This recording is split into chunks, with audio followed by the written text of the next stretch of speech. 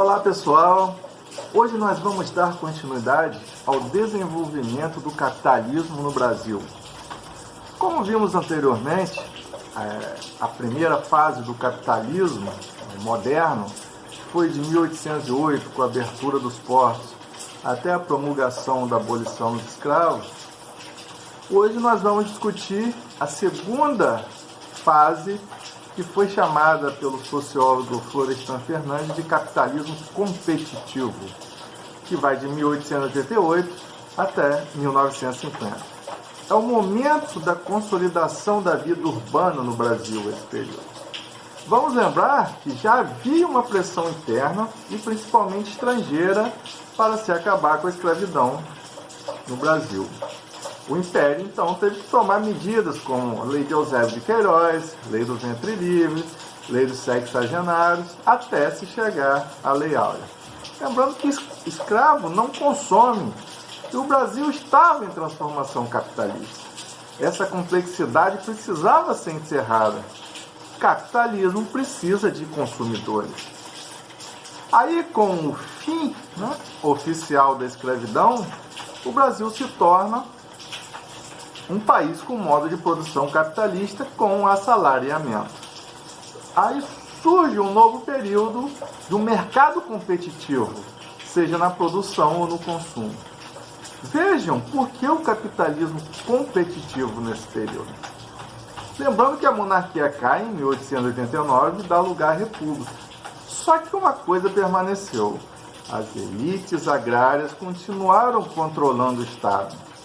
Vamos lembrar aqui o período da política café com leite, que dominou a política nacional praticamente na República Velha e só veio cair com Getúlio Vargas.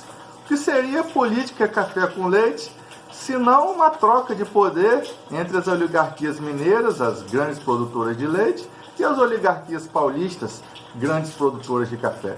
Ou seja, as elites dominando a política nacional, as elites agrárias. Com isso, continuamos intensificando as desigualdades sociais, cada vez mais concentrados nos meios de produção. Não houve uma ruptura com o sistema. A população continuava sem acesso aos meios de produção.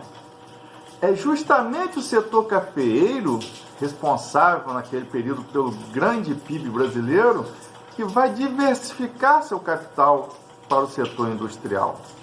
Observem que a elite agrária começa a dominar o setor industrial. É ela que vai estabelecer o crescimento ou não do setor. Incoerente, mas foi a realidade brasileira. E as indústrias aqui já nasceram grandes para aquela época, ou pelo capital do café ou pelo capital estrangeiro.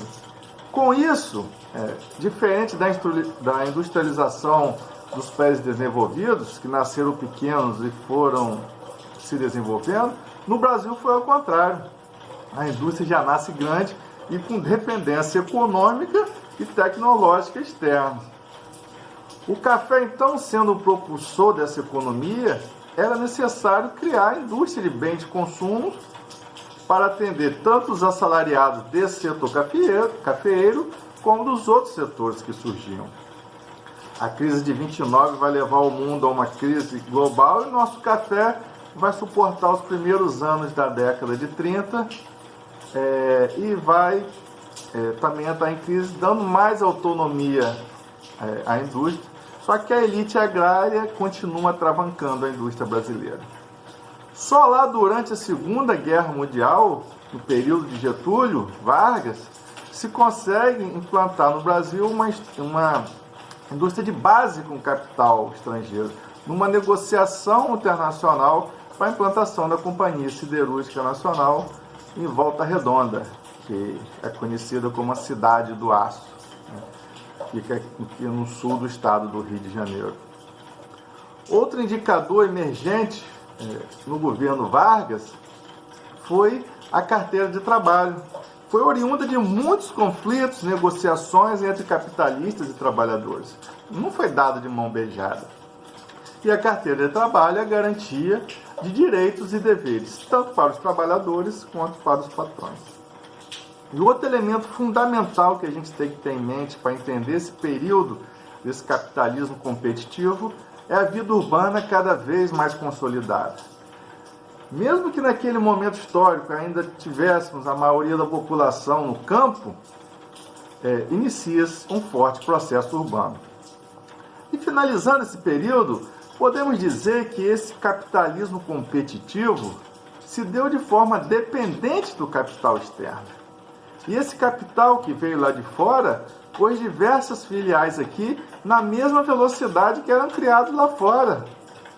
O capital externo se pulverizou no capitalismo competitivo brasileiro, atuando nas mais diversas áreas: energia, indústria de bens de consumo, serviços públicos, linhas de crédito, na questão agrícola e os derivados.